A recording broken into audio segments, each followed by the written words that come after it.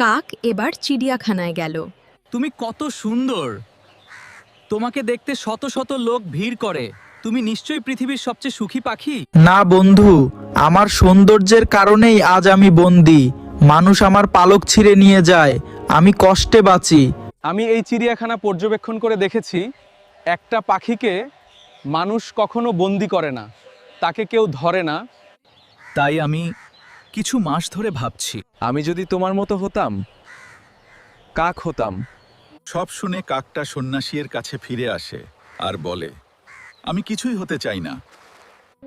এই প্রথম কাকটি কাক হবার কারণে সুখী অনুভব করতে শুরু করে। এই গল্পটি আমাদের শেখায় যে আমরা প্রায়ই অন্যের জীবনকে দেখে হিংসা করি এবং ভাবি তারা আমাদের চেয়ে অনেক বেশি সুখী, কিন্তু বাস্তবে প্রত্যেকের জীবনেই কিছু না কিছু কষ্ট আছে। তাই অন্যের জীবন দেখে হিংসা না করে নিজের যা আছে তার জন্য কৃতজ্ঞ থাকাই প্রকৃত সুখ।